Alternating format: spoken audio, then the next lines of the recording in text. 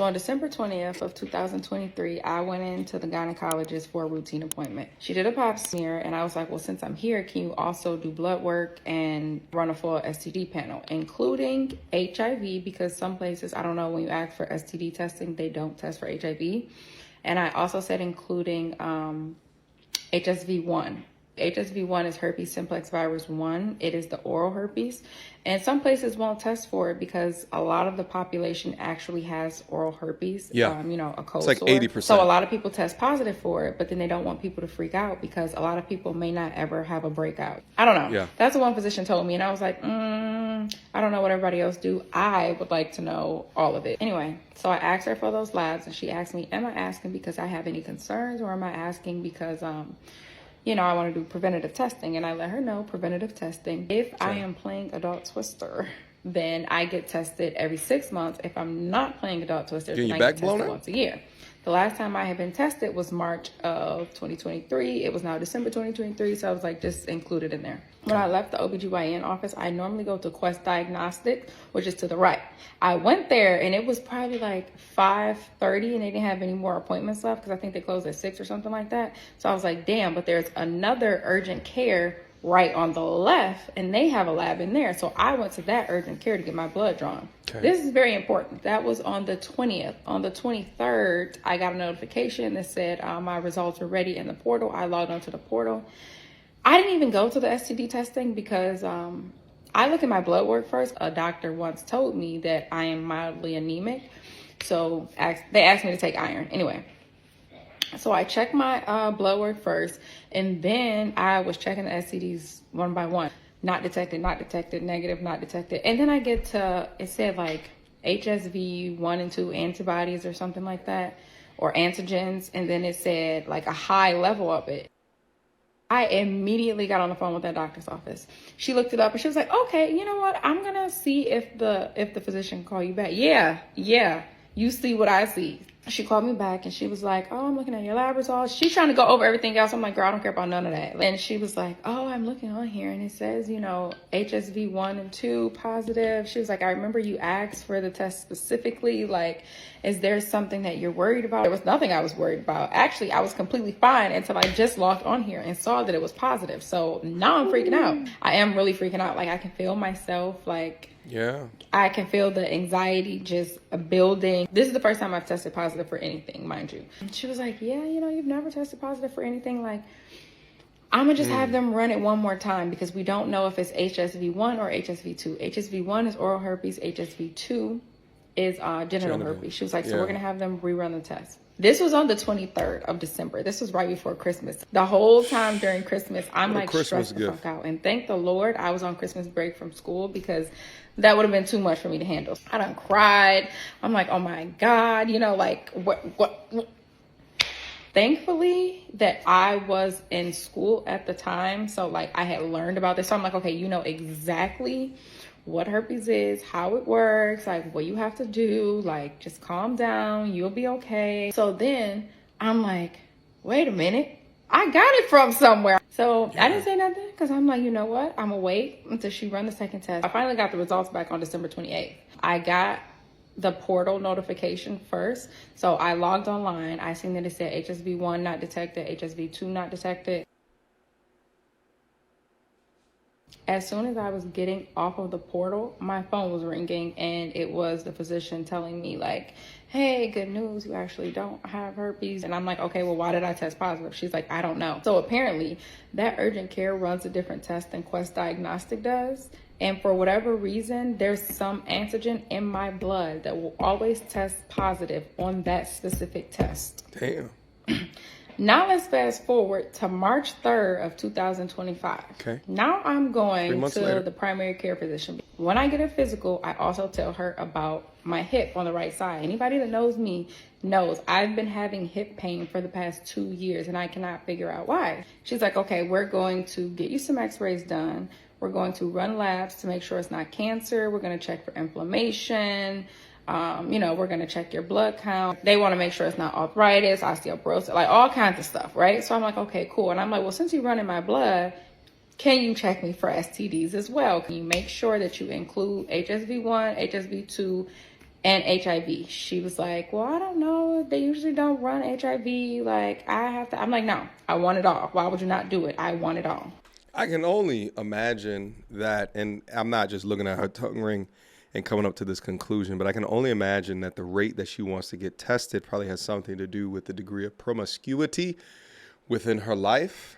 Because getting tested once every couple of months seems to be excessive if you are using protection, but not excessive if you're not using protection. Let's proceed. It's like, okay, do you have any concerns? I said, no, it's just preventative testing. Fun fact, a lot of places or a lot of like clinics, if you tell them it's preventative testing, they will test you for free. If you tell them that like, oh, I think something's wrong or I've been having this issue, then they will charge you or charge your insurance. But usually, or not usually, a lot of the times, if it's preventative, then they will cover it for free. Another fun fact, and this probably actually contradicts what I just said, is that herpes, the HSV simplex 2 virus, can be contracted even when there has been protection or a condom used. Yeah. So ask them. So I'm telling her like, oh yeah, I'm not worried about that for real, girl. Like, since the last test I test negative, I've only been with one person 2 times. Like, I would know the 2 exact dates. I'm more so concerned about what's going on with my hip. She's like, oh, okay, cool. Turns out every time I say that, I'm wrong. So I went, got my blood drawn. Cool. That was on March 3rd, 2025. So on March 7th, I got an email saying that my lab results have been uploaded into the patient portal. Remind you, this is a new primary care, so I haven't registered for the patient portal yet. So I get on the phone with the doctor's office and I ask them if I can speak with her so that I can get my lab results. And they're like, well, you need an appointment. Our next appointment isn't until Monday. And if it's anything critical, if anything crucial, anything that stands out, she will be checking them later today and she will call you. I said, okay. So on March 10th, I have a 9:45 appointment with a psychiatrist. They want to see if I have ADHD. Turns out they diagnosed me with anxiety and depression, right? Very important to this story. Because I hang up with them. 10 minutes later, I get a call, and it's the doctor calling me. And she's like, yeah, so we have some labs come back with abnormal results. And I'm thinking, oh my God, I have bone cancer. That's my immediate thought. And then, like, as soon as the thought finishes, she said, yeah, you tested positive for HIV. Huh? You tested positive for HIV. I said, are you sure? Like, can you read me back my name, first and last name and date of birth? Because are you checking the right chart? I have never created a patient portal login type shit so motherfucking fast. Like, while we're on the phone with them, I'm on my phone logging into the patient portal. It's on like page 3. I get to HIV, baby. It says repeatedly reactive. Damn. By the way, shout out to her for having the guts to release this information. It makes me feel like this is an active HIPAA violation, but she released this to TikTok so we can go over it. HIV 1/2 antigen antibody 4th generation. Damn. And here it goes in red down up over here. Value is repeatedly reactive. The repeatedly reactive screening result is confirmed by duplicate repeat testing and indicates a possibility of presence of HIV 1 or 2 antibodies or HIV 1 antigen. Testing is required for diagnosis. Therefore, these screening results must be correlated. I felt something similar when I was diagnosed with testicular cancer when it came back, and I looked in it and I was like, wait a minute, does that say cancer detected? Getting major diagnosis like this can be earth-shattering. Nevertheless, let's get back in there. And for some reason, emotionally, I did not have the same reaction or as strong as a reaction as I did for the herpes. I was more so just like, because you can't believe it. What? Yeah.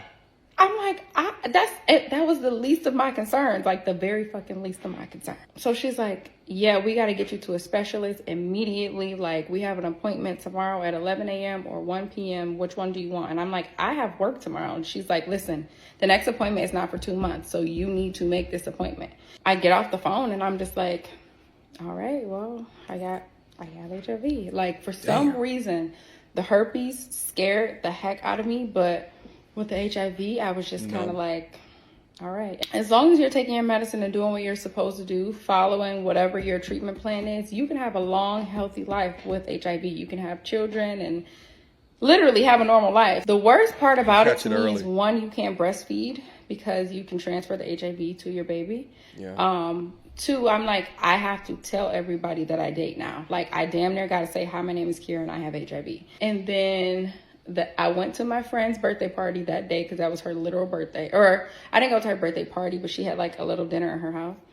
People are probably shocked to hear this video right now because I haven't really told anybody. So it's the next day. I get to the appointment again, still calm, cool, collected. I'm talking to the lady who draws blood, and I'm like, yeah, so like, you know, how long does it take? Like, what are we checking for exactly? And she was like, I'm gonna partner you with a nurse to answer all those questions. So she was probably a little bit numb as well because she's gotten the negative false positive test for herpes, and then maybe somewhere deep down she wanted to ultra confirm for HIV just in case it was yet another mistake. Let's go. So the nurse called me in the back and she was like, okay, so the test you took the first time was detecting whether or not you have HIV. It comes back positive. They tested more than one time. That's why it says repeatedly reactive. So there's HIV 1 and HIV 2. HIV 1 is contracted here in the US. HIV 2 is contracted overseas. It looks like you have HIV 1, so now we're going to check your blood to see how much of the HIV is in your system. So they're checking for the viral load. A viral load